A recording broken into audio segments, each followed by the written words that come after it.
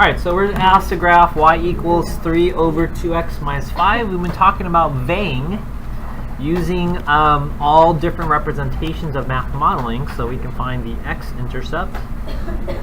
Class, to find the x-intercept I need to make y equals to 0. So to do that, I'm just going to put in 0 for y. I don't like the fractions, so I'm going to multiply both sides by 2x minus 5. If I multiply this side by 2x minus 5, class 0 times anything is 0. Over here, I have 2x minus 5, 2x minus 5. You can cross cancel, and you're left with 3. Class, can 0 equal 3? No. You write what? No. Look at this. No solution. That means no what? No x-intercept. Okay? Raise your hand. Got that? Yes. All right. Let's do the y-intercept now. X equals 0. Yes? So I have y equals 3 times 2 times 0 minus 5, and that equals 0, so you're left with 3 divided by negative 5 is negative 3 over 5. Raise your hand if you got that. Alright, let's take a look at our graph.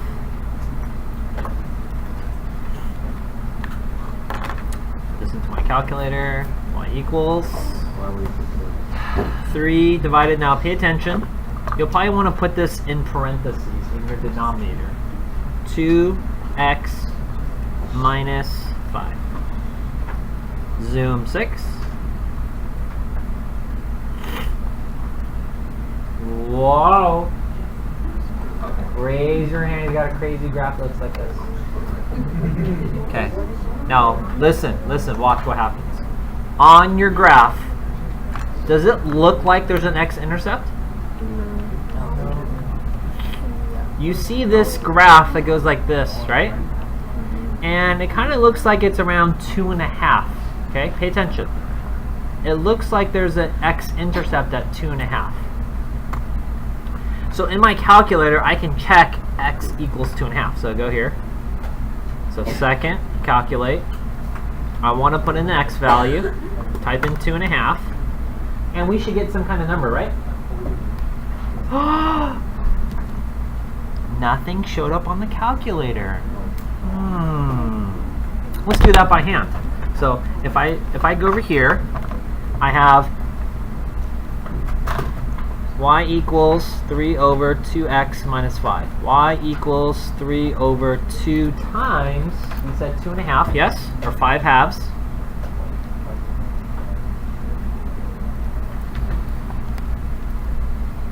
Two times 5 halves, or 2.5. The 2's will cancel out, and then class, what's 5 minus 5? 3 divided by 0? Is that 0? Y equals undefined. Do you remember when you were doing an Algebra 1 slope? Do you remember that?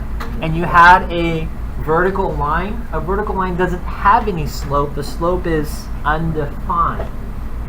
What does that mean? On our graph, we have something. So let's go ahead and sketch a graph.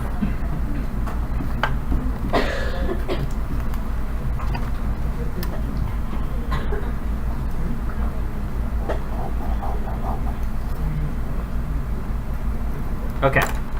So at 2.5,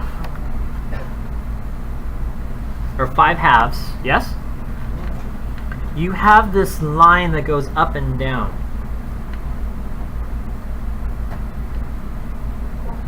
Pay attention. It's not an x-intercept. It's not an x-intercept because over here, algebraically, we've proven, do you have any x-intercepts? No. So what you have here is something where the graph will not touch. So your graph's going to look like something like this, right? I got negative 3/5.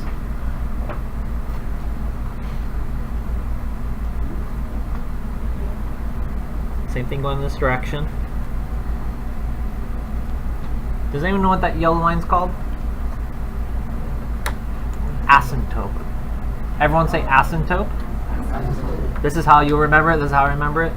Don't touch my ass. Asymptote. The graph will not touch the asymptote. Class, is this a vertical or horizontal? This is a vertical asymptote at 2.5. X equals 2.5. Does the graph touch the the x-axis? No. So you also have a vertical asymptote in there as well. Okay? So this is the first time that we've seen this for a lot of you. So the big idea is we've proven algebraically there are no x-intercepts. So when your graph shows it to you, you better pay attention. You better not tell me there's an x-intercept. That's an asymptote. Okay?